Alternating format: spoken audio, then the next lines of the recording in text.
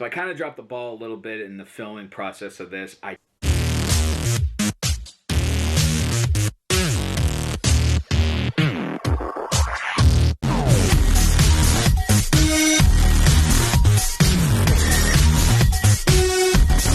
what's going on, guys? Mitch Austin here from Austin's Workshop, and today I have a brand new project for you guys. Today I am showing you the Venovisor as seen from Kamen Rider Dragon Knight. The Venovisor is used by Kamen Rider Strike throughout the entire series, and what it is a snake-like scepter that he uses to activate his advent cards by inserting the card into the snake's head, and this allows him to use his weapons, his advent beasts, and to perform his final Ven. So I kind of dropped the ball a little bit in the filming process of this. I didn't record the printing process because most of the prints is just cylinders for the staff. I didn't think to record the head. I really wanted to do it, but I just dropped the ball halfway. I completely forgot to do it, but I'm here to show you guys the final prints. I have all the parts right here to show you, and the first part I'd like to show you is the staff of the Venovisor. This is printed in 5 different parts, all purple except the gold right here. I used shiny gold for this part right here. That's one of the more detailed parts of this project, and all the prints are connected with pins right here. I created holes inside each part and printed off a little pin to hold all the parts together. So later on I will be able to glue this and make it much solid so I don't have to worry about it falling apart and breaking. So there's that. And the probably most proud design I have ever done is the head of the Venovisor.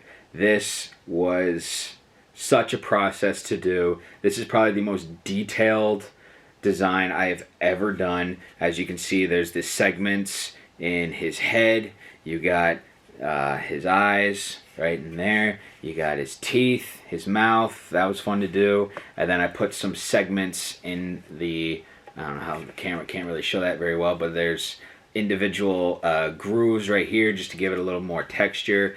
The hardest part about this was the hood. I had never done a curve like that before. So it took me days to figure out how to do it, and I actually think I figured it out by accident on how to do it, but I like the end result. This came out really good. And then you got the back right here. This is where the advent card goes. Now I know this isn't purple. I tried printing it in purple. This was the last bit of purple I had. Unfortunately, I didn't shorten it a little bit on the side so it could slide up very easily on the back. But as just like in the TV show, he opens up the back of the head and he inserts his advent cards right in here, slaps it down, and then you hear a voice called Sword Ven, Final Ven, and that's how the show now works. Now how the back of the head works is how I designed it. Let me see if I can get this out right here to show you guys without breaking anything. So I designed, I cut off a segment of the back of the head. I inserted little pegs on the sides here, shortened the sides out a little bit, and then I designed a little track. I don't know how well the purple is going to see there, but there's a hole right there for the pegs to slide to insert inside there. And then, oh, you can kind of see a little bit right there. And then there's a track that the pegs follow on, so that way the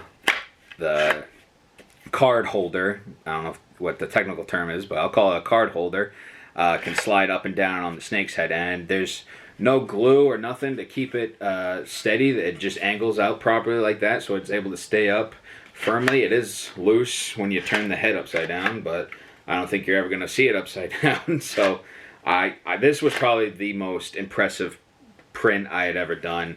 I think I'm very proud of how this came out. This was fun. This took about a little over 3 days to print. The rest of the project, each segment took a couple hours. So all in all, this project probably took in total a week to print on my 4 printers that I have. So yeah, the next part of the project is I will be painting every single one of these parts. I'm going to print, because there's 2 different purples. I have PLA and I have PETG, so you can see, obviously see on camera, this one's a little more pinkish, and this one's, the staff's more purple. So I'm gonna print it all in the same color purple, obviously, so this would be purple as well.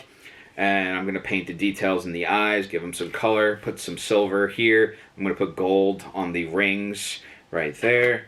And yeah, then I'll be gluing the staff together. So the next time you see me, you'll see either a finished staff or you'll see me in the process of painting it. So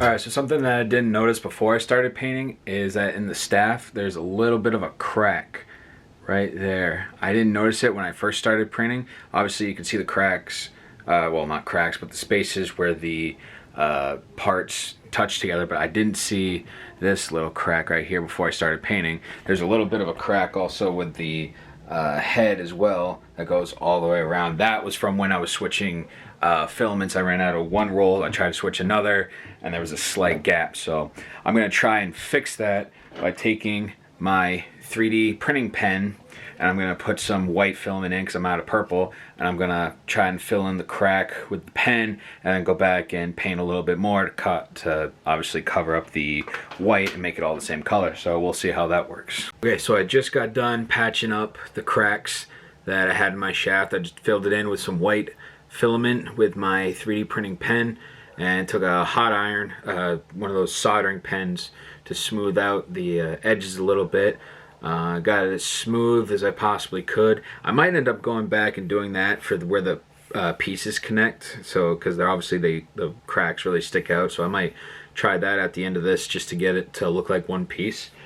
What I did instead for the head, instead of using the pen, I just took the soldering iron and I just kind of tried to like blend the crack together, and what it appears to look like, because I had painted it, it looks like the paint also got inside the crack to kind of fill in the crack as well. That's just what it, I don't know if that's what happened, but from what it looks like it covered up the crack pretty well. So I ran out of daylight today. We're gonna repaint these tomorrow once we get some daylight, and we'll see if that covers it up, cleans it up, makes it look better. And then obviously I will be painting this guy, painting him silver for the backdrop right here, the gold for the rings, and the red for the eyes. So we'll see you guys in a sec. Alright guys, so it's the next day. Got everything repainted. Got the crack all covered up like that. Looks pretty good. Still a little bit noticeable where the filament was that I did, but from a distance it's hardly noticeable. Also, the crack in the snake head is virtually gone. You can't really see it much anymore. Yeah, so next thing I'm going to be doing is going to be painting the snake's head. I'm going to be painting the back part of this silver, the rings gold, his eyes red. Also what I'm going to be doing is I'm going to be wrapping, so this is the handle to the top part, the gold part would be there. This is the handle where you'd be mainly holding the staff. I'm going to be wrapping this with electrical tape because in the picture it looks like it's wrapped with a certain kind of band or something. It looks like it's kind of a dark purple. I couldn't find any, so we're just going to use black. And yeah, so that'll be it. So probably the next time you see me, I'll have a fully completed staff and ready to show you guys. Alright guys, so here we have it, the final product, the final version of the Venovisor. Got it all nice and painted up. Got the silver back just like I said, the gold bands, the red eyes, the silver teeth, and I even painted the card holder too silver, just like in the show, and works out pretty well. I'll even show you how the card holder works. I don't have any advent cards, but I grabbed an old Yu-Gi-Oh card to show you. Slides right up like that. Slide the card in the holder like that, and slap it down just like in the show. Then I could wield a weapon, an advent beast, or use a final vent just like in the show. But yeah, I was really proud of this project. This all together is about 5 feet tall, maybe a little over 5 feet. I'm 6 foot, so this is about within the 5 foot range. Yeah, this was a lot of fun. I hope you guys enjoyed watching me make this video as I enjoyed making this project. If you guys want to see more of my projects, be sure to like, subscribe, and hit the bell icon so you're notified every time I upload a new video. And remember guys, if you have a crazy idea for something and a crazier way to make it happen, don't let people tell you your ideas are stupid if it works. See you guys next time.